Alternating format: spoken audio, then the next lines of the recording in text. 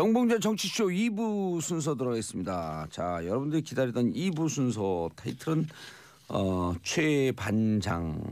그런데 오늘은 최박장.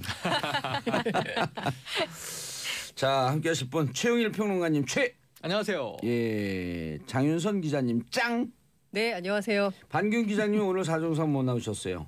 정치쇼에 처음 인사드린 분 박연미 경제전문 기자님. 안녕하세요. 예, 누구라고 얘기해야죠? 아, 예, 저는 지금 무적 됐습니다. 기자라고 일하고 박연미. 있습니다. 네. 무적 기자는 뭐예요? 네, 적이 없는 기자죠. 오. 무적. 네. 아무도 못 당하는 거예요? 그렇죠. 그럼요. 천하무적. 네. 적이 없으면 여기만 있어요? 이런 개그 위험합니다. 이런 게 네. 웃으면요 네. 아재된 거예요. 그러네요. 근데 적이 없다는 거는 진짜 대단한 건데요. 그렇죠. 네. 왜냐하면 대충 적이 다 많거든요. 맞아요. 기자들은 어떤 그렇죠. 기사, 특히 예. 정치부 기자들은 요즘 많이 까이니까 좀 생각보다 무서워요. 적이 없는 사람을 전문용어로 무걸호인이라 그러고 무걸호인은 기사를 쓸 수가 없어요. 아이고, 기사의 핵심은 가시거든. 뼈가 있어야 한다. 그럼요. 네. 네. 자, 첫 번째 뉴스. 근데 반경 기자는 왜 안 나와요? 이제 안 나온대요?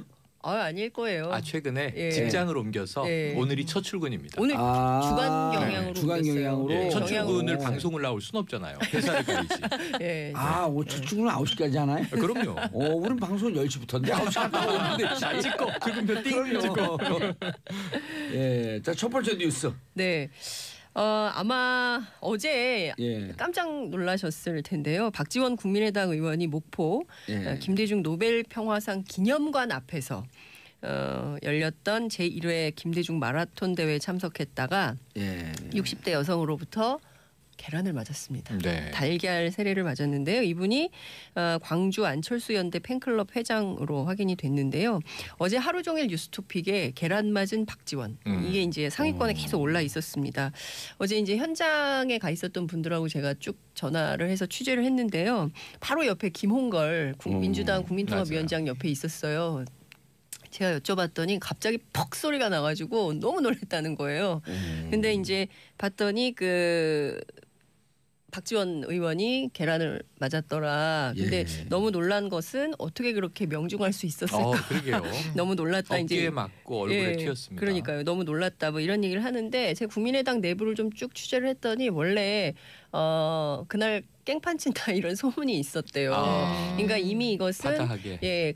우발적으로 사고가 난 것이 아니라 계획됐을 가능성이 있다. 이렇게 이제 국민의당 내부에서 제가 내부 취재를 한 겁니다. 그 내부에서 이제 그런 얘기가 나오고 있고요. 그래서 일부 호남 지역 의원들도 굉장히 의미 있는 행사지만 참석하지 않은 분들이 있는 것 같습니다. 그러니까 이런데 괜히 깽판 친다는 소문이 있는데 공연이 갔다가 불미스러운 일에 봉변을 당하게 될까 봐 아예 가지 않는 이런 경우도 있었다는 거고요. 예. 근데 이제 그 현장 굉장히 아수라장이었어요. 그러니까 안철수 대표 물러가라. 그렇죠. 예. 맞아요. 물러가라 이런 것도 있었고 그리고 또 철수하라. 간신배. 안철수 간신배 물러가라. 찌찌뽕 하셔야죠. 두 분이 코러스로 하시네. 그랬고 그리고 이제 뭐 이런 거죠. 김대중 비자금 논란. 그러니까 이를테면은 그 100억 조금 이따 얘기를 하겠지만 그 CD 논란 때문에 뭐 그런 거 폭로했고 여기가 어디라고 감히 여길 와. 뭐 이제 이런 분위기였었던 거예요. 이제 그런 얘기가 되니까 이제 또 일각에서 박지원 물러나라 하면서 이제 계란을 투척하는 이런 상황이었습니다. 그러니까 친한 반한 간에 양측 간에 상당한 감정 싸움이 됐었던 상황인데요. 제가 어제 박지원 대표한테 카톡을 보냈어요. 괜찮으시냐고. 그랬더니 좋습니다. 이렇게 오면서 제가 소인배니까 대인배한테는 져야죠. 이렇게 얘기를 했는데 그러니까 목포 지역이기 때문에 목포 지역이고 본인이 목포 지역구의 국회의원이기 때문에 그 다른 분들은 다 초대된 손님이라고 생각하시는 것 같아요. 그래서 오히려 자기가 맞아서 이 상황이 마무리되는 게 낫지 오히려 손님이 맞았으면 안철수 대표가 맞았으면 어떻게 됐겠냐. 오히려 그게 더 큰 문제가 될 수 있다. 차라리 내가 맞은 게 낫다. 이제 이렇게 넘기는. 어제도 첫 번째 워딩이 내가 맞아서 다행이다. 그렇습니다. 예, 그렇게 얘기를 했어요. 그러니까 그래서 어제 박지원 대표 호감도가 급상승했어요. 맞아요. 초연하게 되어 예. 네, 있습니다. 굉장히 어제 대응을 그러니까 네. 정말 오래 정치한 정치구단답게 이제 행동을 한 건데 안철수 대표도 완주했어요. 그 와중에 5km를 부인 김미경 교수하고 같이 5km를 다 뛰고 완주를 했는데 우린 그 5km는요 쪽발로 뛰어도 완주예요. 오 정말요? 깽깽이 발이 잘하죠. 깽깽이 발. 깨끔 근데 이제 제가 이제 드리고 싶은 얘기는 이런 겁니다. 목포는 네. 그 김대중 전 대통령에 대한 상징성이 엄청나게 큰 지역입니다. 그러니까 그렇죠. 아직도 어르신들이 네. 이제 취재를 가면 아직도 이제 그 좌판 깔고 이렇게 장사하시는 어르신들 여쭈면 아직도 우리 선상님이에요. 아, 하이도 목포 예. 신안 목포 네. 신안. 신안. 네, 그러니까 아직도 이제 선생님 이렇게 이제 추앙받는 분인데 어쨌든 영원한 비서실장인 박지원을 향해서 계란을 투척해서 이른바 모욕을 준 것이기 때문에 국민의당 내부에서도 우리 이제 굉장히 어려워지겠다. 끝났다고 봐야 된다. 이런 얘기들이 나오고 있어요. 그러니까 굉장히 당이 박지원 대표 개인으로는 정치로 보면 네. 순수히 정치 공학적으로만 셈법으로만 보면 엄청난 본인에게는 플러스. 네, 그렇죠. 그리고 이제는 국민의당을 털고 민주당과 손을 잡을 명분도 세운 거고. 세운 거죠. 예. 사실상 예전에 정치적으로는 훨씬 플러스죠. 계란 맞은 정치인 치고 득이 없었던 분은 없어요. 그럼 김영삼 전태 하나 전 던져주세요. 대통령, 노무현 전 대통령, 네. 또 정원식 총리. 외대 사건, 네. 정원식 국무총리 국정을 반전시켰죠. 그렇죠. 사진 한 장으로. 예, 사진 한 장으로 그래서 완전히. 뭐 계란은 큰 문제가 아닌데 그런데 이제 안철수 대표가 바로 옆에 없었기 때문에 예. 이 우원식 의원에게 생색을 네. 냈어요. 예. 네. 아이고 이거 집권 여당 민주당이 예. 맞았어야 되는데 내가 맞아서 다행이네 예. 이렇게 얘기를 해서 맞아요. 어제 분위기는 굉장히 네. 좋았습니다. 개인배 네. 마케팅. 예. 어. 그러니까 우원식이 맞아야 되는데 내가 잘못 맞았어 이제 이렇게 얘기를 했는데 제가 우원식 대표한테 전화했어요. 그래서 박지원 대표 왜 그러는 거냐 그랬더니 우원식 대표 얘기가 아 몰라 왜 내가 맞아야 돼 이렇게 얘기를 하는데 민주당으로서도 그 목포 지역 민심을 상당히 이제 이를테면은 경쟁이잖아요. 내년 지방선거 앞두고 예. 민주당과 국민의당이 경쟁해야 되는 이런 상황에서 민주당 입장에서도 어떻게 보자면 좀 민심을 상당히 얻는 계기 그리고 이제 일종의 이제 누가 더 적통이냐 그러니까 국민의당이냐 민주당이냐 이게 논쟁도 좀 있는 거잖아요. 그 지역 여론 안에서는 근데 그런 측면에서 보자면 박지원 그리고 민주당에게 상당히 플러스된 상황이었다 이렇게 볼 예. 수가 있을 것 같은데요. 국민의당은 점점 더 호남에서 이제 어려워지겠죠. 어려워질 예. 것 같아요. 그래서 당 지금 내부에서도 금도를 넘은 거거든요 이게. 예 그래서 하지 말아야 할 일을 한 거예요. 그래서 이제 당 내부에서 그래요. 참 정신없는 사람들이다. 제1회 김대중 마라톤 대회라는 그 상징성에 계란을 던졌기 때문에 이거는 그 어떤 것으로도 해결이 안 된다. 이제 이렇게 그 우리가 어떻게든 이거를 풀어야 되는데 큰일 났다. 이게 어제 상당한 위기감이 있었어요. 박지원 대표가 어제 조금 더 위트가 있었으면 완주해갖고 우승한 사람에게 네. 계란 한 판을 딱 선물해. 그 완전 그 던진 사람들의 정치적 의도가 희화화되는 거거든요. 네. 당신들이 해봐야. 아, 완주하신 분들한테 예. 예. 아니 완전 구운 달걀 하나씩. 아니 그럼 제명 딱 큰 판 한 판. 그럼 이제 사진 찍혀야 할 거 아니에요. 사진 계란 맞은 모습과 계란 한 판.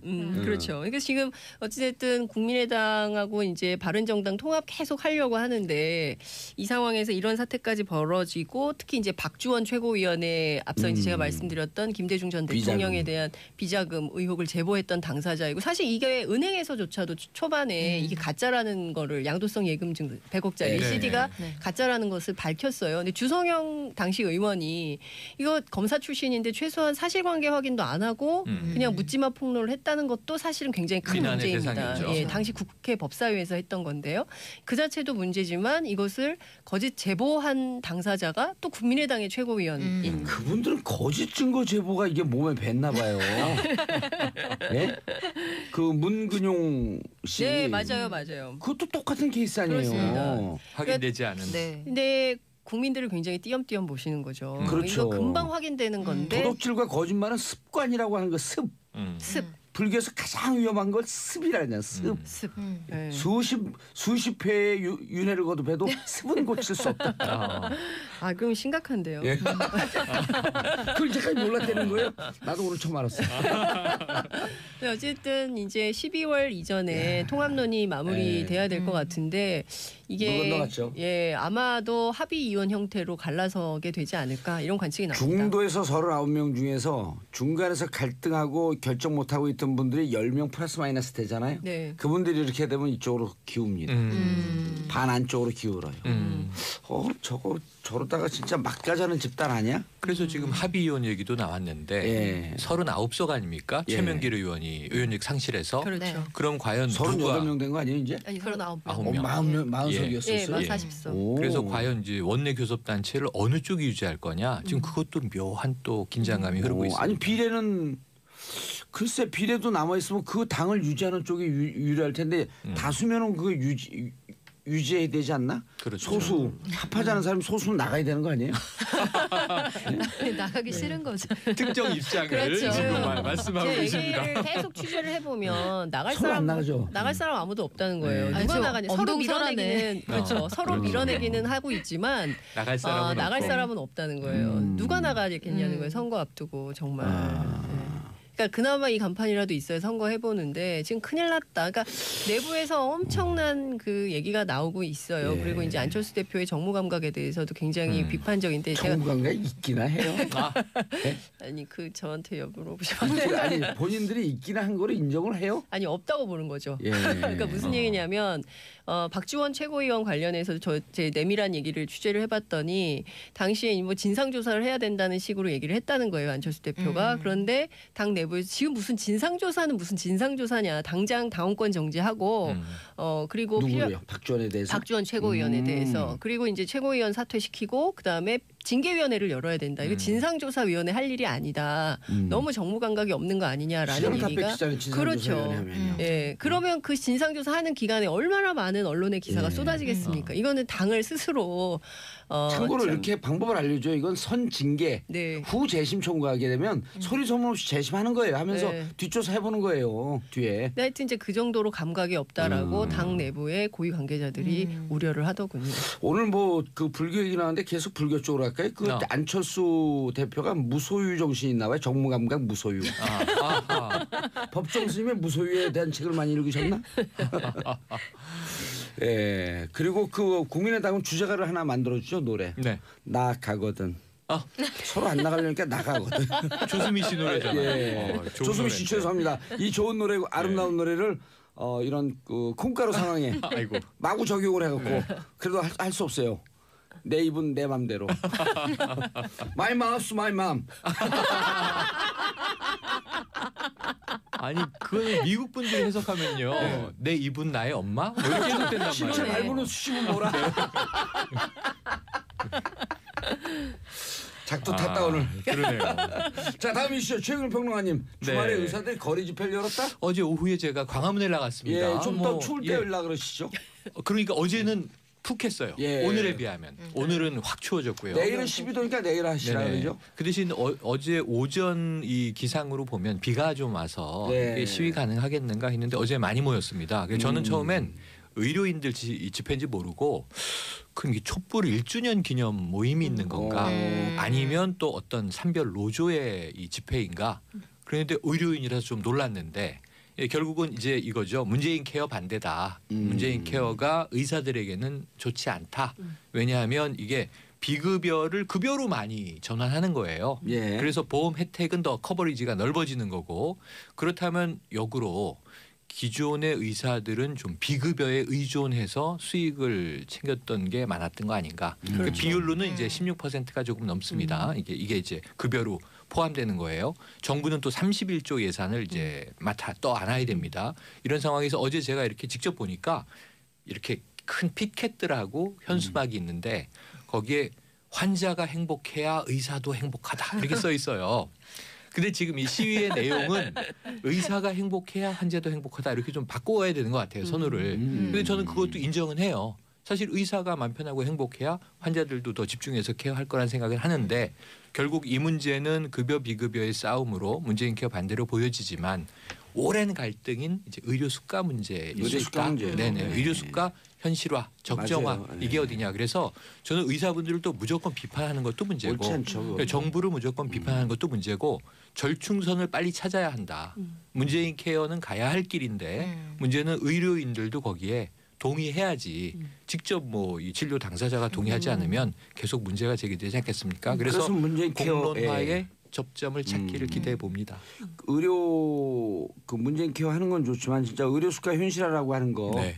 이거는 의논을 좀 해봐야 되거든요. 네, 네. 그러려면 이제 또 보험 재정 문제도 따져봐야 되고. 그렇습니다. 그 3축을 갖고 잘 조정해야지 한병도 그 정무수석이 잘 하셔야 될 것 같습니다. 아 듣고 계시나요? 아니 네. 정부가 해준다고 했어요. 네, 의료수가 네, 네, 네. 현실화를 단계적으로 예. 추진한다고 예. 해서 그거 해준다고 했는데 이제 못 참고 어제 나왔던 멘트 중에 되게 와닿았던 게 아주 직설적으로 이렇게 얘기를 하더라고요. 문재인 케어 하면 동네 의원 다 파산한다. 그러니까 우리를 패스하고 동네 의원 노룩 패싱하고 대학병원으로 직행한다 이 얘기예요. 그러니까 그 얘기를 너무 대놓고 하시니까 이해는 잘 되는데 약간 드럽기 민망하기도 아니, 했어요. 그래서 그렇게 네. 되나요? 지금 경제 전문 기자니까 그 가능성이 그럴 수 있죠. 왜냐하면 어르신들 특히 이제 예. 큰 병원 좋아하시잖아요. 그러니까 저희 같은 저처럼 어린애 키우고 이런 집들은 동네 병원 동네 가죠. 의원이 예. 가깝고 좋단 말이에요. 많이 안 기다리고. 그런데 일단 저희 할머니 할아버지만 해도 큰 병원 좋아하세요. 일단 어디가 아프다 큰 병원. 그런데 여기서 지금 동네 의사들이 걱정하는 거는 의료보험이 보장성을 강화하면 큰 병원에 좀 더 부담 없이 갈 수 있게 되잖아요. 그리고 여러 가지 검사 이런 것들도 급여가 늘어나면 기계를 갖춘 큰 병원에 갈 거다. 그러면 예. 우리 건널 뛰지 않겠느냐 이 걱정을 하는 1차, 거죠. 2차, 3차 병원에 그런 관계도 있잖아요. 그렇죠. 그렇죠. 예. 지금은 여기 들렸다가 여기에서 넘기면 또 더 큰 병원 더 큰 병원 이렇게 가게 되는데 요 단계를 좀 넘어서지 않을까 이런 걱정들을 하고 그걸 있는 넘어서면 거예요. 그 큰 병원에서 안 받아야 되는 거 아니에요? 근데 원칙적으로? 현실적으로는 받아요. 그러니까 동네 의원을 먼저 들렸다가 뭐 의뢰서 이런 걸 받아서 가게 돼 있는데 현실적으로는 받아주는 병원들이 사실 많아요. 어쨌든 그런 걸 영업이니까. 받아주는 것을 지금 규정 위반이니까 그런 걸 잘 관리 감독하고 수가 현실화하고 근데 그게 가름말을 타기가 되게 애매해요. 왜냐하면 요 병은 중해서 당장 가야 되는 병이고 예. 요 병은 아, 그게 잘 의원에서 구분이 안 해결될 수 된다. 있고 요게 그러니까 병이라는 게 진행 단계가 있기 때문에 간발의 차로 넘어가거든요. 정도가. 그래서 그게 좀 쉽지 않습니다. 사실. 저는 문재인 케어의 방향이 굉장히 옳다고 생각하는데요. 옳죠. 예. 옳고 그 방향으로 가야 되고 예. 그리고 이제 수가 조정을 해야 되는데 의사들 입장에서 보자면 이제 특진료 같은 게 굉장히 큰 모양이더라고요. 근데 이제 그 특진료 같은 것을 만약에 없애거나 뭐 일반화하거나 이러면 의사들 내부에서는 그게 이제 뭐 좀 이렇게 논란거리가 되는 모양이에요. 그래서 제가 보기에는 이제 그런 것들을 정부가 현실적으로 조정해줄 필요 이런 거는 있다. 근데 큰 틀에서는 그게 이제 수가 문제라고 볼 수가 있을 것 같고요. 대학병원에서 특진료 같은 경우가 이제 이렇게 되면 점차 현실화되지 않아요? 예, 그렇죠. 그러니까 이제 그런 문제들을 좀 해결할 필요는 있을 것 같고 저는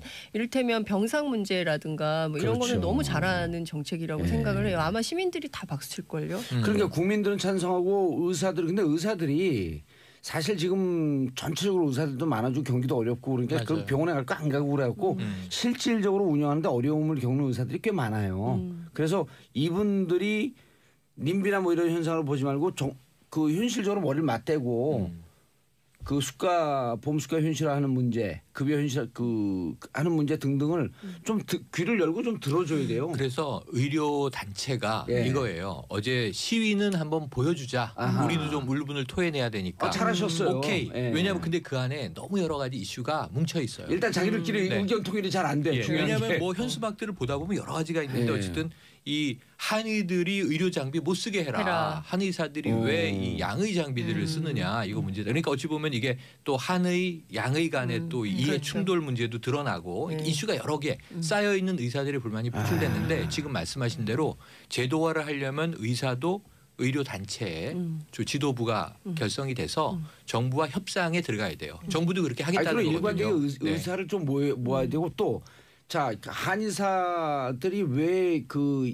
양의 그 진료기구 쓰냐라고 하지만 네. 경희대 같은 경우는 양한 협진이 또 들어가잖아요. 맞습니다. 아 그리고 21세기 콜라보 시대인데 동서의학 뭐 근데 이 저는 종합진료를 우리의 하죠. 의료 체제가 아프면 병원 가는 게 아니라 동네마다 주치의 제도가 있어서 그렇죠. 예방이 중요한 거잖아요. 그러니까 예방의학 관점에서 동네마다 꼭 내가 아파야 감기약 먹으러 그거 받으러 병원 가는 방식이 아니라 늘 평상시에 건강을 관리할 수 있는 공적인 의료 시스템을 만들고 그렇죠. 의사들도 한번, 그 안에서 뭐 이를테면 수가나 이런 것 때문에 문제가 되지 않게 공공의료 시스템을 제대로 갖추는 게 훨씬 중요하다고 예. 봅니다. 네티즌의 반응은 좀 어때요? 네티즌 다 네티즌 반응이 찬성이죠. 아니 이게 찬반이 갈려 있어요. 예. 왜냐하면 의사들의 입장도 일리가 있다. 아하. 혹은 뭐 이거는 자기 밥그릇 챙기기 아니냐 격돌이 있는데 그럴 수밖에 없어요. 어제를 보면 의료인들 주장은 어제 이제 3만 명 모였다. 경찰 추산 1만 명 모였다는데 제가 보기에는 많이 의료인은 모였네요. 꽤 많이 모였습니다. 많이 모였죠. 그런데 지금 이게 네티즌들도 갑론을 봐이거든요. 의료인이 아닌 네. 사람들 그 의료인인 척하고 껴있는 사람들 없었을까? 특별히 그래 보이진 최영일 않습니다. 평론가 이런 분들.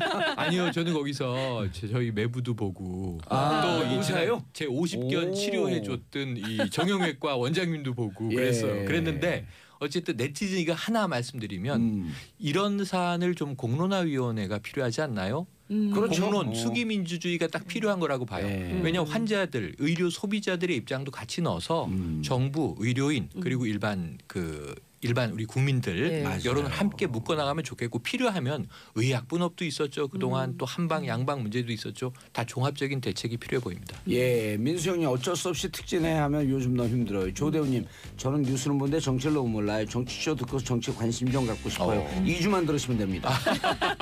자, 광고 듣고 저는 3부에 돌아오겠습니다. 채널 고정하소소소소.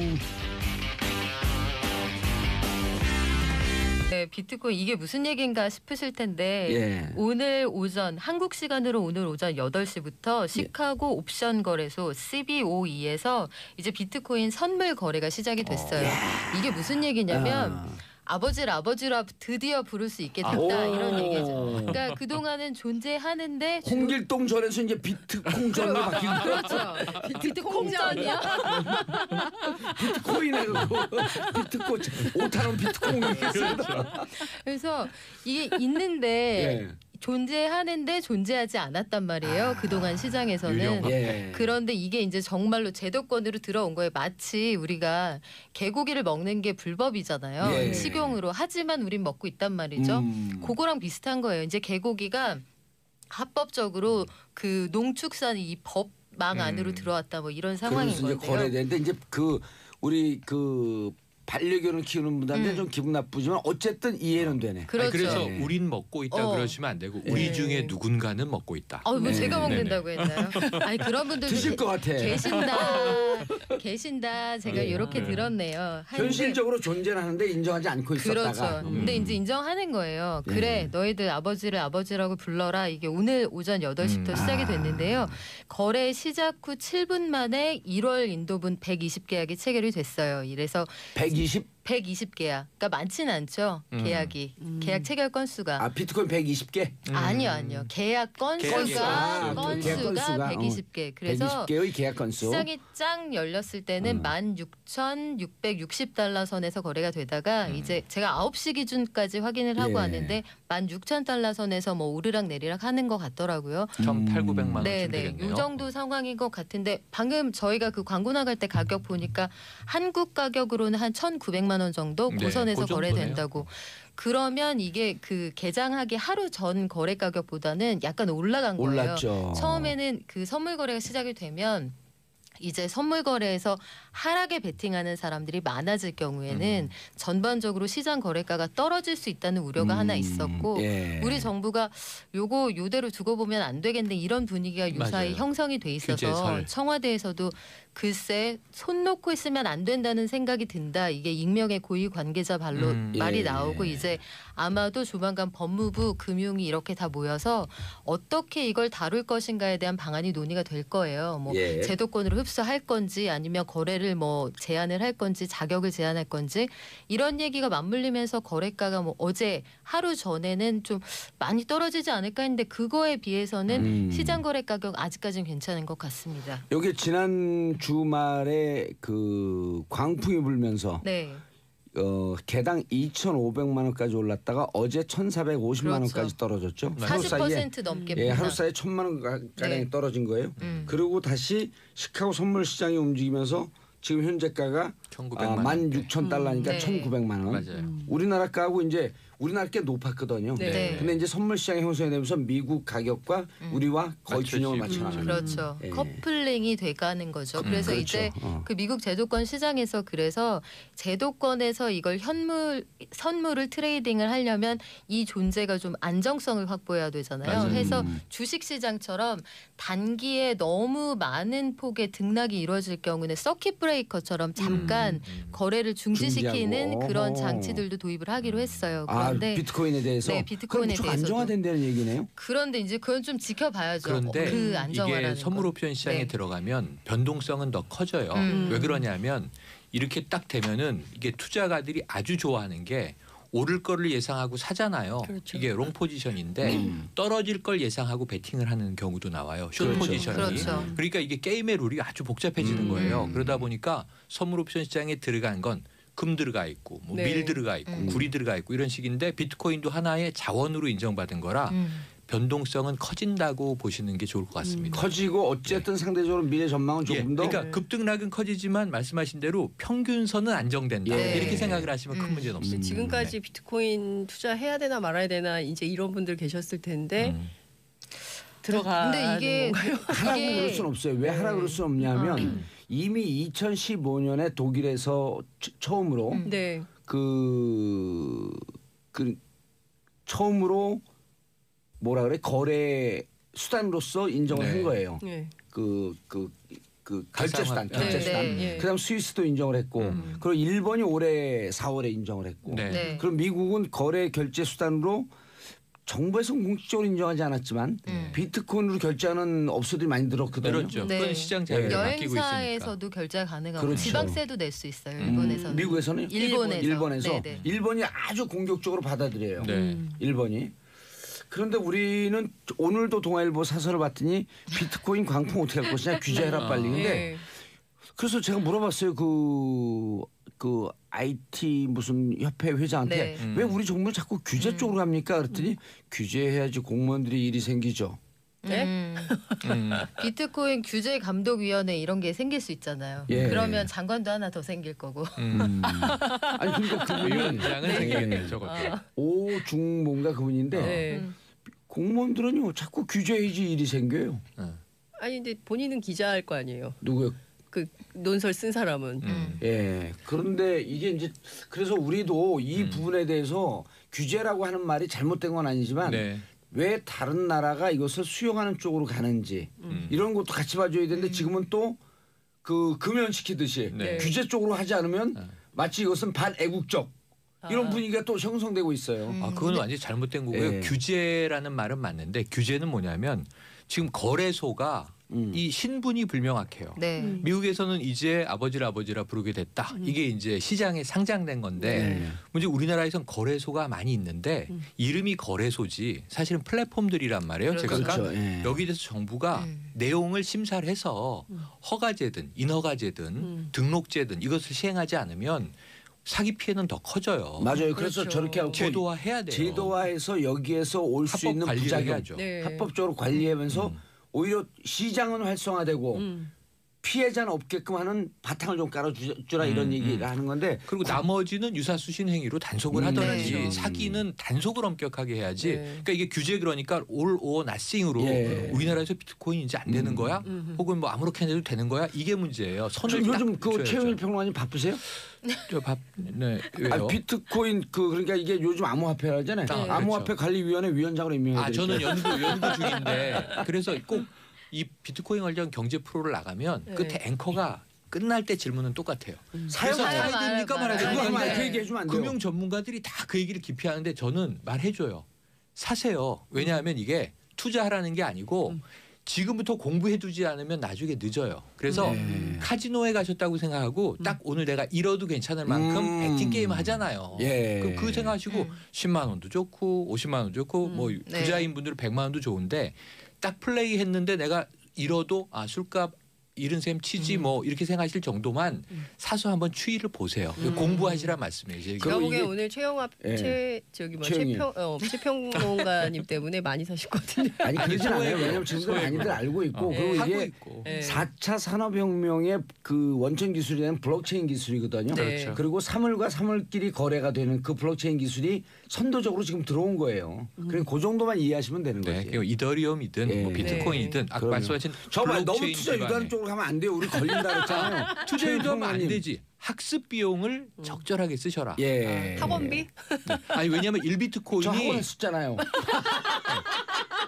1비트코인이 예. 2천만 원 내외 하니까 한입 사는데 2천만 원 아니에요. 예. 그러니까 예를 들면 삼성전자 한 주 살려면은 기백만 원 있어야 되잖아요. 이거는 알겠습니다. 0.00001비트를 예. 사셔도 됩니다. 알겠습니다. 다음 이슈로 넘어가시죠. 자유한국당 소식 장윤성 기자님. 그 지난주에 갑자기 하나 하시기 싫어진 것 같아요. 아니요 살충제 논란이 있었잖아요. 살충제? 아니 예, 살충제 논란. 뭐냐면 서청원 의원의 부인이 홍준표 대표의 부인에게 선물을 한 거예요. 그 바퀴벌레 살충제. 왜 이 살충제를 선물했냐면 홍준표 대표가 계속 친박을 향해서 바퀴벌레 뭐 이렇게 비판을 했었어요. 그래서 예 그러면서 야, 청산에 대해서 싸움이 부인들까지 넘어간 거예요 이제? 그렇죠. 싸움이 부인들까지 넘어갔는데 이게 옳으냐.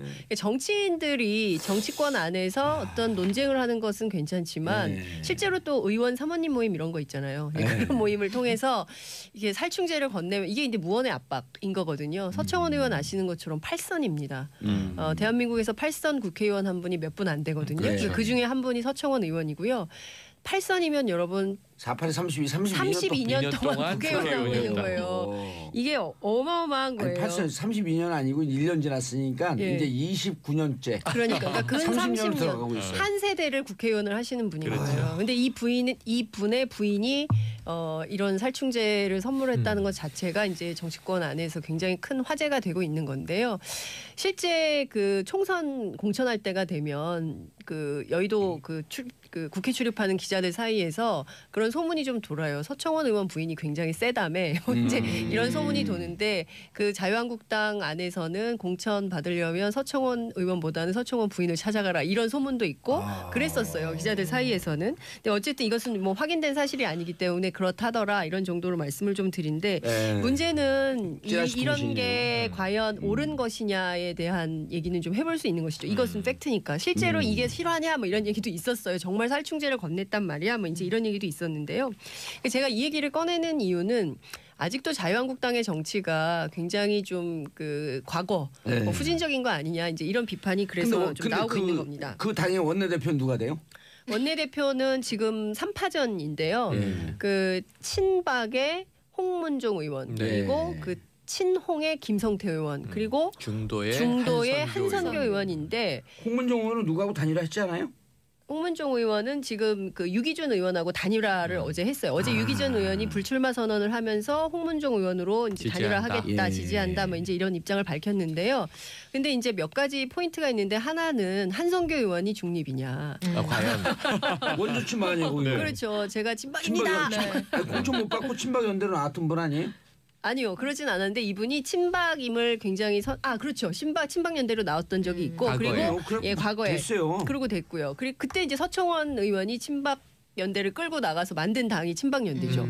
근데 어쨌든 그래서 다시 통합을 한 건데 크게 따져 보면 친박 둘 대 친홍 뭐 이렇게 볼 수 있는 건데요. 여의도 내부에서는 이러니 저러니 해도 김성태 의원이 유력한 거 아니야라는 얘기가 나오고 있긴 합니다. 그런데 자유한국당 내부를 취재를 해보면 꼭 그렇지만은 않다. 복잡하죠. 왜냐하면 그리고 실제로 이제 그 홍준표 의원이 너무나 막말을 많이 했기 때문에 그 홍준표 대표에 대한 일테면 정서적 반발이 굉장히 많다는 거예요. 그리고 왜 저렇게 그 거친 언사를 해서 당 내부의 분란이 매우 심각한 것처럼 하느냐. 그래서 나경원 의원 같은 경우는 자행위를 하지 말자 뭐 이런 얘기도 합니다. 알겠습니다. 근데 요 예산 자유한국당 원내대표 전망은 또 그 사부의 최고의 전문가들. 그렇군요. 정돈, 정택은. 네, 그 얘기를 들어봐야죠. 그래서 그만하세요. 네, 알겠습니다. 잘하셨어요. 바로 입을 다무시네요. 자, 다음 타워 크레인 사고. 이거 안타까운 사고입니다. 지난 9일이었습니다. 토요일 오후 1시가 좀 넘은 시간인데 용인에 있는 건설 현장에서 타워 크레인이 무너졌어요. 타워 크레인이 넘어졌는데 여기에 일하시는 노동자 7분이 계셨었기 때문에 75m에서 떨어진 거예요. 결국 3명이 사망을 하셨고 4명이 부상을. 그래서 사상자 7명. 그런데 이게 이제 왜 안타까운 사고냐면 산재죠. 이게 안전사고인데 한 달 전에 정부가 타워크레인 사고가 너무 많다. 종합대책을 내겠다 해서 대책을 낸 지 한 달 만에 또 대형 사고가 난 거고 이 사고 난 타워크레인이 한 달 전에 검사를 받았어요. 그런데 뭐 부식 정도가 어떠냐, 용접은 뭐 안 뜯어졌냐, 그럼 이게 또 이 제대로 리벳들은 결합이 돼 있느냐 점검을 받았는데 합격 이렇게 된 겁니다. 아하. 그리고 한 달 만에 사고가 났으니까 도대체 제대로 관리 감독이 되고 있는 거냐, 노후화된 걸 너무 막 쓰고 있는 거 아니냐, 또는 안전 관리 안 되고 있는 거 아니냐. 일단은 여기에 다친 사망한 근로자들은 다 하청 노동자들입니다. 문제는 그거죠. 매번 네네 매번 네. 계속 그랬어요.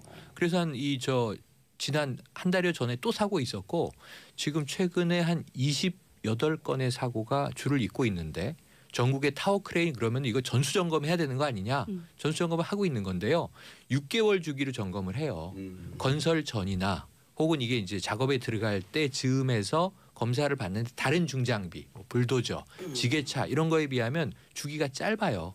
그런데도 이렇게 문제가 터지는 걸 보면 뭔가 허술한데 한 6,000개 정도가 전국 타워크레인이 있습니다. 6,000개. 네.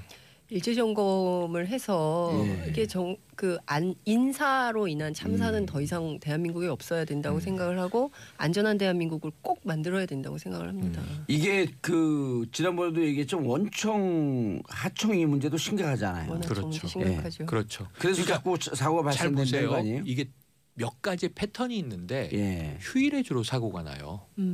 그리고 아하. 휴일에 이 정규직 근로자가 아니고 하청 노동자들은 쉬지 않고 일을 계속 하고 있어요. 건설 공정을 뽑고 있어요. 그럼 여기서 관리 감독에 부실 문제가 생기나? 이것도 지금 영상을 분석해 보면 뭔가 이상 징후가 있어요.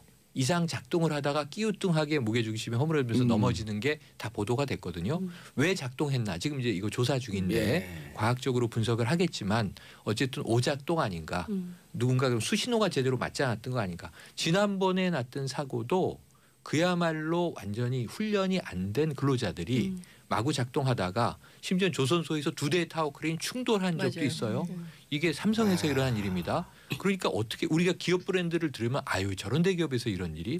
근데 문제는 현장은 방치돼 있었다는 게 나중에 자꾸 드러나니까 여기는 뭔가 그리고 현장에 원청 기업 예. 원청 기업에 기관. 소속되어 있는 노동자들도 아니고 네. 거기서 이제 하청을 주고 네. 그리고 이 하청 주는 그 크레인 같은 경우는 점검을 받았다고 하는데 늘 안전사고에 노출되어 있고. 맞습니다. 그러니까 지상에서 반드시 누군가 유도 작업을 해야 되는데 무전기 작동을 제대로 했는지 수신호는 유도 작업을 해줘야 맞는지 되는 네. 거구나. 이게 허물어져서 지난번 사고는 휴게소를 덮치는 바람에 그렇죠. 쉬고 있던 근로자들이 더 사고가 컸어요. 그러니까 이런 문제들이 지금 계속 터져나오고 있다는 점에 대해서는 이것은 이게 1회 사고가 아니고 패턴이 있다. 이건 정부가 일제 점검 말씀하신 대로 혹은 아주 종합적인 이 대책 이런 게 필요한 시점을 지났습니다. 저는요 개인적으로 사람이 생명을 잃는 것 중에 가장 끔찍한 게 전쟁이고 예. 두 번째가 산재예요. 네. 연간 근데 우리가 산재 산재 사망자를 이주제면서요? 네. 산재 수위가 높습니다. 이건 맨날 1등이야. 네. 짜증나 죽겠어. 그러니까 그것만 아직도 일단 후진적인 노동 현장을 극복하지 못하고 있다. 네. 이 반증입니다. 실제로 우리 노동 시간도 1위잖아요. 그렇죠. 독일보다 일주일에 4시간인가요? 더 일하고 월급은 70% 정도밖에 못 받는 걸로 좀 확인이 됐거든요. 그러니까 노동 시간 단축 문제 포함해서 전반적으로 노동에 대한 점검이 좀 필요한 것 같아요. 맞아요. 네. 최근에 무슨 신세계 노동 35시간으로 네. 내린다고. 난 신세계라고 무슨 영화 신세계에서 노동을 줄이나? 유통업체 신세계입니다. 예. 아이 뭐 파격적이고 전 박수 쳐주고 싶습니다. 하청 문제가 그게 있네요. 산업 현장에서 전체 원청 회사가 관리 감독할 때 하청은 너희들 책임이니까 특별히 관리 감독을 안 들어간다는 거예요. 단위별로 띄어서. 예, 단위별로 네네네. 띄어서. 네. 그러니까 이런 경우는 어떤 문제가 그래서 생기냐 딱 하면 생기는 거네. 보상 문제도 또 생겨요. 누가 발을 보상할 뺄수 있는 거냐? 여지가 그렇죠. 생기니까. 우리는 내 턴키로 줬다. 이게 그러니까 턴키 베이스의 문제죠. 늘 그렇잖아요. 그러니까 하청업체에 대해서는 원청이 책임지지 않거든요. 그래서 우리 회사 일이 아니기 때문에 너희들이 알아서 하세요. 이렇게 그걸 해서 어찌 보면 원청 회사도 그렇죠. 좀 좋아하는 거죠. 살고면 책임을 피하려고 하는. 책임을 선호하는 면피할 거죠. 수 있는 거죠. 그러니까 이건 면피할 수 있는 대놓고 선호하는 그렇죠. 거죠. 하청을. 알겠습니다. 아유, 그 네 분 그 부상당한 분들도 그렇게 75m에서 떨어졌으면 거의 중상이겠네요. 네, 중상자 많고요. 사망자가 더 나올 수도 있는 거 아닌가요? 아직은 뭐 그거는 확실히 속단할 수는 없지만 일단은 생명엔 지장이 없다 이렇게 보도는 됐습니다. 3명은 이미 돌아가셨으니까. 알겠습니다. 자, 기름값 계속 올라요? 네, 저도 매일 차 가지고 다녀서 이 날마다 체감이 되는데요. 19주 연속이니까 지금 거의 5달째 상승세가 이어지고 있습니다. 그런데 내년 상반기까지도 오를 거란 전망이 나와 있어요. 왜 그러냐면 기름을 만들어내는 나라들이 이제 감산에 합의를 했어요. 이게 지난달 말의 상황인데 앞으로 1년 동안 내년 말까지 우리가 하루에 180만 배럴씩 감산을 하자. 생산량이 줄어드니까 당연히 공급 오르죠. 대비 유가가 올라가겠죠. 여기에다가 또 미국에서 이 지행 합의의 아이콘인 트럼프 대통령이 시원하게 중동을 향해서 한 방 쐈잖아요. 그렇죠. 예루살렘이 그렇죠. 수도다. 예루살렘 이스라엘 거 이렇게 얘기를 해버리니까 지금 중동에서 날마다 정정 불안이 굉장히 그렇죠, 고조되고 그렇죠. 있는 상황이니까 이런 상황들을 종합할 때 기름값은 올라갈 수밖에 없다 이렇게 보고 있는 거죠. 이럴 때는 기름을 가득 채워두시는 걸로.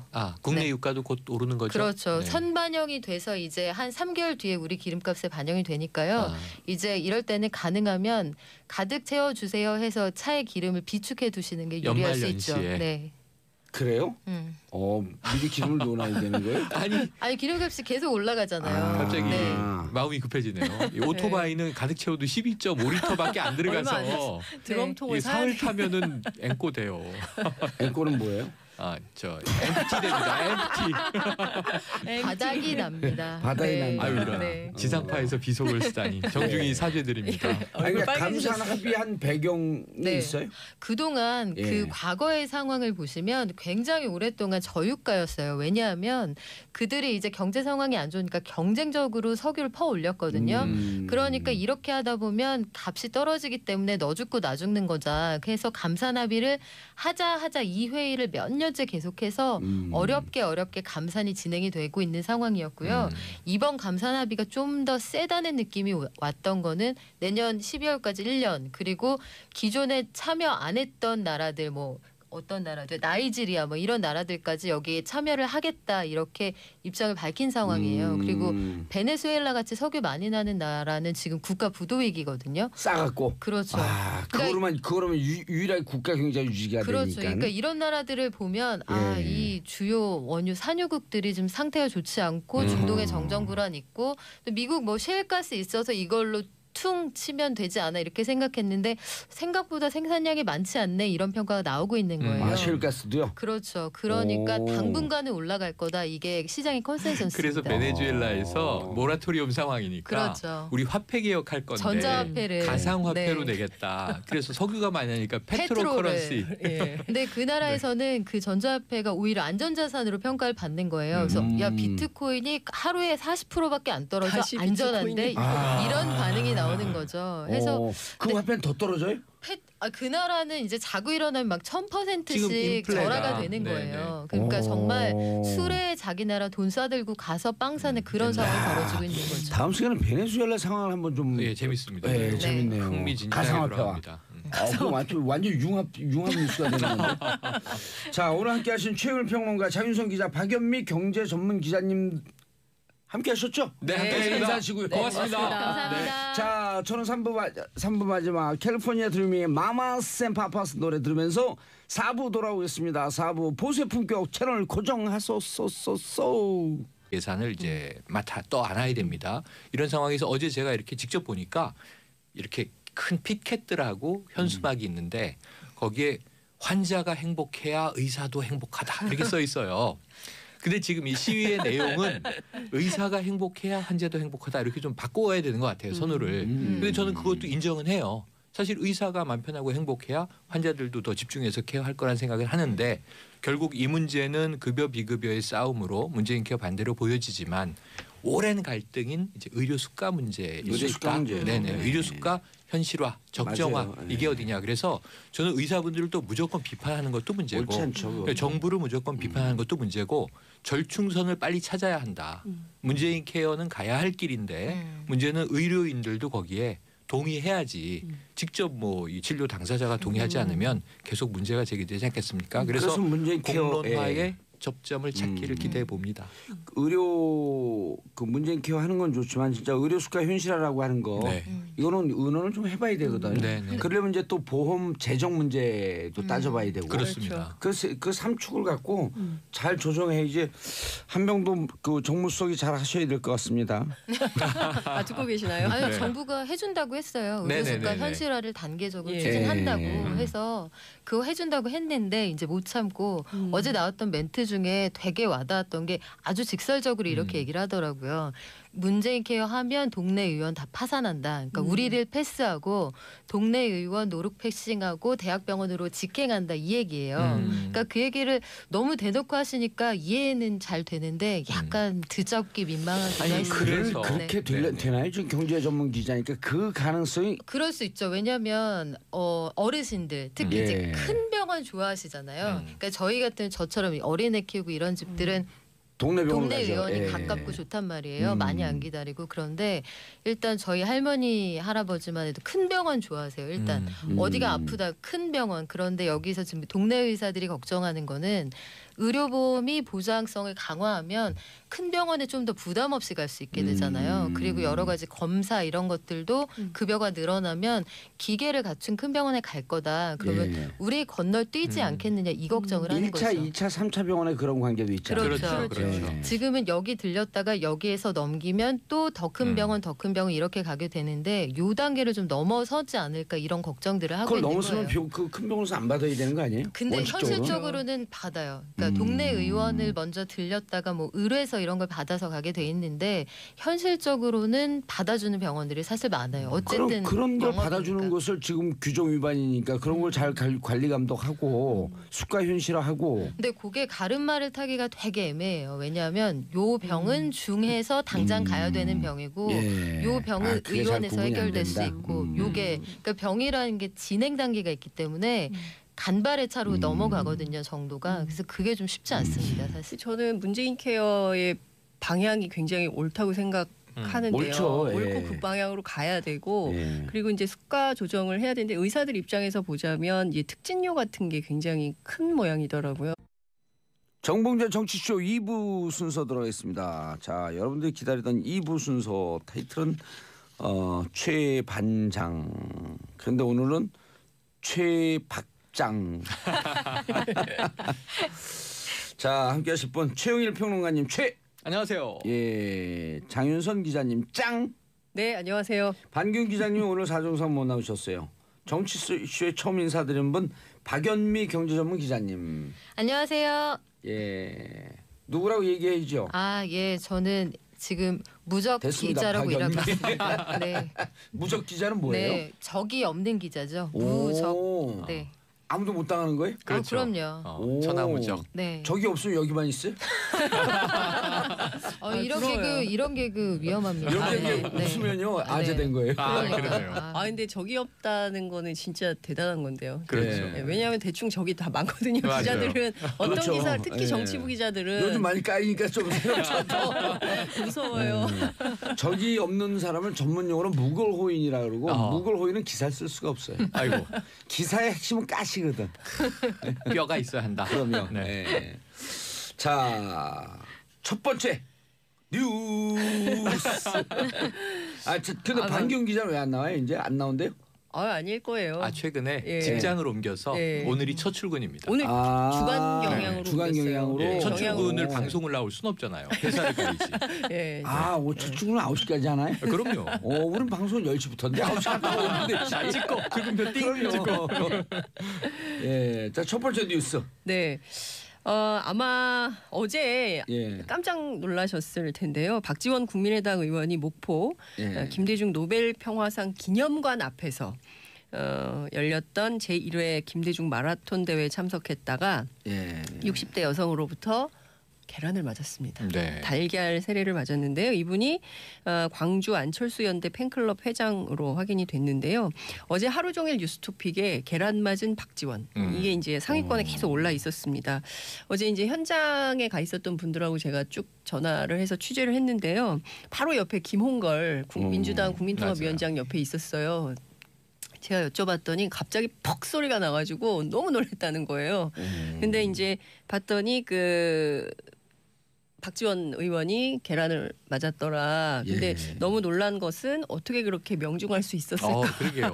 너무 놀랐다. 어깨에 이제 맞고 얼굴에 튀었습니다. 그러니까요. 너무 놀랐다. 뭐 이런 얘기를 하는데 제가 국민의당 내부를 좀 쭉 취재를 했더니 원래 그날 깽판 친다 이런 소문이 있었대요. 그러니까 이미 이것은 파다하게. 그 우발적으로 사고가 난 것이 아니라 계획됐을 가능성이 있다. 이렇게 이제 국민의당 내부에서 제가 내부 취재를 한 겁니다. 그 내부에서 이제 그런 얘기가 나오고 있고요.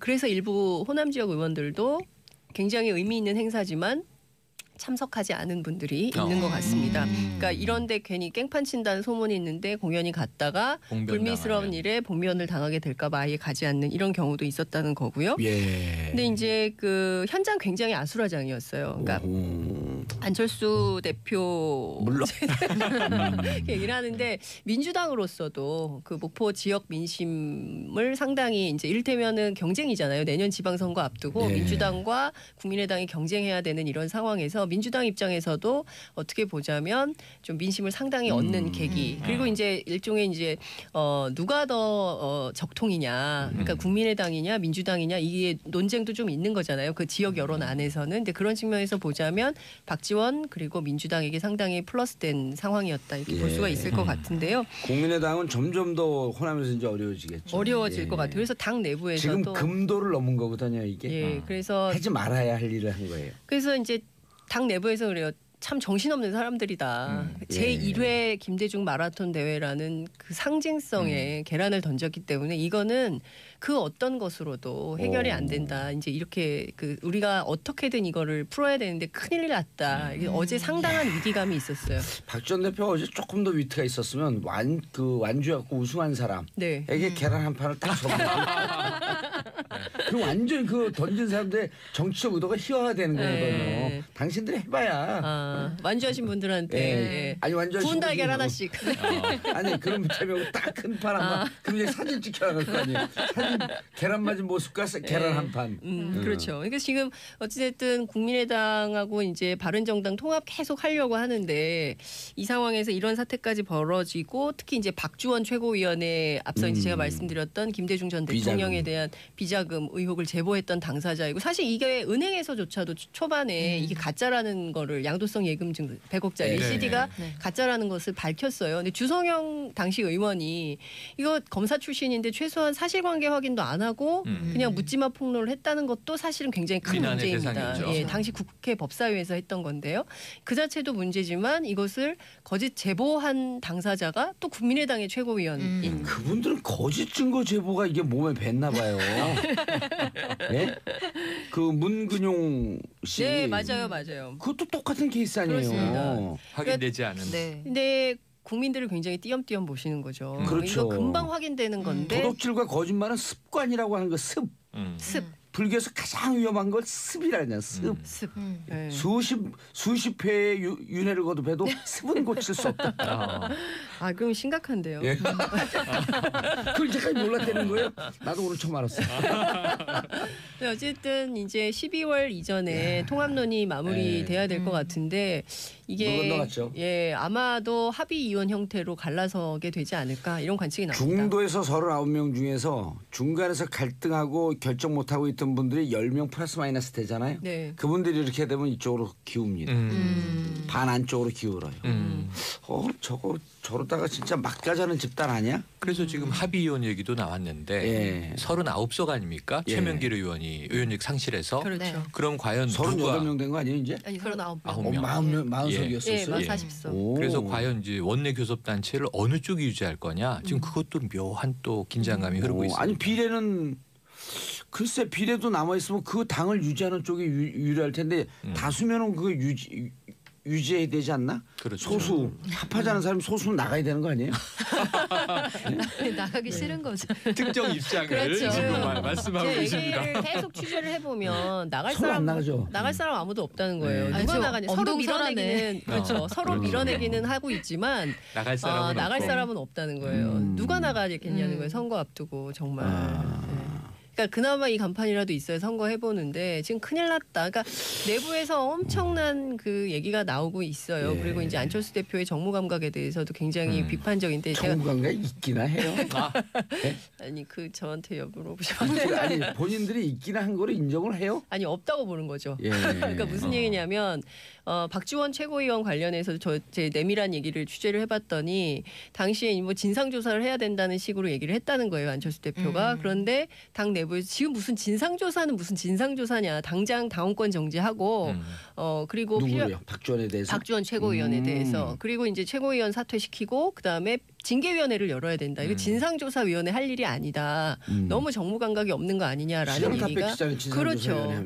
예, 그러면 그 진상조사 하는 기간에 얼마나 많은 언론의 기사가 쏟아지겠습니까? 이거는 당을 스스로 참고로 참, 이렇게 방법을 알려줘요. 이건 선징계 네. 후 재심 청구하게 되면 소리 소문 없이 재심하는 거예요. 하면서 네. 뒷조사 해보는 거예요. 뒤에. 근데 하여튼 이제 그 정도로 감각이 없다라고 당 내부의 고위 관계자들이 우려를 하더군요. 오늘 뭐 그 불교 얘기 나왔는데 계속 불교 쪽으로 할까요? 그 안철수 대표가 무소유 정신이 나와요. 정무 감각 무소유. 법정 스님의 무소유에 대한 책을 많이 읽으셨나? 예. 그리고 그 국민의당은 주제가를 하나 만들어주죠 노래. 네. 나 가거든. 서로 안 나가려니까 나가거든. 조수미 씨 노래잖아요. 예. 좋은 조수미 씨 노래인데. 죄송합니다. 이 좋은 노래, 아름다운 노래를 이런 그 콩가루 상황에 아이고. 마구 적용을 해갖고 그래도 할 수 없어요. 내 입은 내 맘대로. My mouth, my mom. 아니 그거는 미국 분들이 해석하면요. 내 입은 나의 엄마? 뭐 이렇게 해석된단 신체 말이에요. 밟으면 수식은 뭐라. 작두 탔다 오늘. 그러네요. 자 다음 이슈 최근 평론가님. 주말에 네. 의사들 거리 집회를 열었다? 어제 오후에 제가 광화문에 나갔습니다. 예, 좀 더 추울 때 예. 열라 그러시죠. 그러니까 어제는 푹 했어요. 예. 오늘에 비하면. 오늘은 확 추워졌고요. 내일은 12도니까 내일 하시라 네네. 그러죠. 그 대신 어제 오전 이 기상으로 보면 비가 좀 와서 네. 이게 시위 가능하겠는가 했는데 어제 많이 모였습니다. 그래서 저는 처음엔 의료인들 집회인지 모르고 그 촛불 1주년 기념 모임이 있는 건가 아니면 또 어떤 산별 노조의 이 집회인가 그런데 의료인이라서 좀 놀랐는데 예, 결국은 이제 이거죠. 문재인 케어 반대다. 문재인 케어가 의사들에게는 좋지 않다. 왜냐하면 이게 비급여를 급여로 많이 전환하는 거예요. 예. 그래서 보험 혜택은 더 커버리지가 넓어지는 거고 그렇다면 역으로 기존의 의사들은 좀 비급여에 의존해서 수익을 챙겼던 게 많았던 거 아닌가. 그 비율로는 이제 16%가 조금 넘습니다. 이게 이제 급여로 포함되는 거예요. 정부는 또 31조 그렇죠. 예. 맞아요. 물러가라 이런 것도 있었고 그리고 또 철수하라. 간신배. 안철수 간신배 간신배에서 물러가라. 찌찌뽕 하셔야죠. 분이 코러스로 띠띠뽕. 하시네. 그랬고 그리고 이제 뭐 이런 거죠. 김대중 비자금 논란. 그러니까 이를테면은 그 100억 좀 이따 얘기를 하겠지만 그 CD 논란 때문에 뭐 그런 거 폭로했고 여기가 어디라고 감히 여길 와. 뭐 이제 이런 분위기였었던 거예요. 이제 그런 얘기가 되니까 이제 또 일각에서 박지원 물러나라 하면서 이제 계란을 투척하는 이런 상황이었습니다. 그러니까 친한 반한 간에 양측 간에 상당한 감정 싸움이 됐었던 상황인데요. 제가 어제 박지원 대표한테 카톡을 보냈어요. 괜찮으시냐고. 그랬더니 좋습니다. 이렇게 오면서 제가 소인배니까 대인배한테는 져야죠. 이렇게 얘기를 했는데 그러니까 목포 지역이기 때문에 목포 지역이고 본인이 목포 지역구의 국회의원이기 때문에 그 다른 분들은 다 초대된 손님이라고 생각하시는 것 같아요. 그래서 오히려 자기가 맞아서 이 상황이 마무리되는 게 낫지 오히려 손님이 맞았으면 안철수 대표가 맞았으면 어떻게 됐겠냐. 오히려 그게 더 큰 문제가 될 수 있다. 차라리 내가 맞은 게 낫다. 이제 이렇게 넘기는. 어제도 첫 번째 워딩이 내가 맞아서 다행이다. 그렇습니다. 이렇게 예, 얘기했어요. 그렇게 얘기를 했어요. 그러니까 그래서 어제 박지원 대표 호감도가 급상승했어요. 맞아요. 초연하게 대응했습니다. 네, 굉장히 어제 대응을 그러니까 네. 정말 오래 정치한 정치구단답게 이제 행동을 한 건데 안철수 대표도 완주했어요. 그 와중에 5km를 부인 김미경 교수하고 같이 5km를 다 뛰고 완주를 했는데 우린 그 5km는요 쪽발로 뛰어도 완주예요. 오 정말요? 깽깽이 발이 잘하죠. 깽깽이 발. 깨끔 근데 이제 제가 이제 드리고 싶은 얘기는 이런 겁니다. 목포는 그 김대중 전 대통령에 대한 상징성이 엄청나게 큰 지역입니다. 그러니까 그렇죠. 아직도 어르신들이 이제 취재를 가면 아직도 이제 그 좌판 깔고 이렇게 장사하시는 어르신들 여쭈면 아직도 우리 선상님이에요. 하이도 목포 신안? 목포 네. 신안. 네, 그러니까 아직도 이제 선생님 이렇게 이제 추앙받는 분인데 어쨌든 영원한 비서실장인 박지원을 향해서 계란을 투척해서 이른바 모욕을 준 것이기 때문에 국민의당 내부에서도 우리 이제 굉장히 어려워지겠다. 끝났다고 봐야 된다. 이런 얘기들이 나오고 있어요. 그러니까 굉장히 당이 박지원 대표 개인으로는 정치로 보면 순수히 정치 공학적으로만 셈법으로만 보면 엄청난 본인에게는 플러스. 네, 그렇죠. 그리고 이제는 국민의당을 털고 민주당과 손을 잡을 명분도 세운 거고. 세운 거죠. 사실상 정치적으로는 훨씬 플러스죠. 계란 맞은 정치인 치고 득이 없었던 분은 없어요. 그럼 김영삼 저한테 하나 전 던져주세요. 대통령, 노무현 전 대통령, 또 정원식 총리, 외대 사건, 정원식 국무총리 국정을 반전시켰죠. 그렇죠. 사진 한 장으로. 예, 사진 한 장으로 그래서 완전히. 뭐 계란은 큰 문제가 아닌데 그런데 이제 안철수 대표가 바로 옆에 없었기 때문에 이 우원식 의원에게 생색을 냈어요. 아이고 이거 집권 여당 민주당이 맞았어야 되는데 내가 맞아서 다행이네 이렇게 얘기를 해서 어제 분위기는 굉장히 좋았습니다. 개인배 마케팅. 그러니까 우원식이 맞아야 되는데 내가 잘못 맞았어 이제 이렇게 얘기를 했는데 제가 우원식 대표한테 전화했어요. 그래서 박지원 대표 왜 그러는 거냐 그랬더니 우원식 대표 얘기가 몰라 왜 내가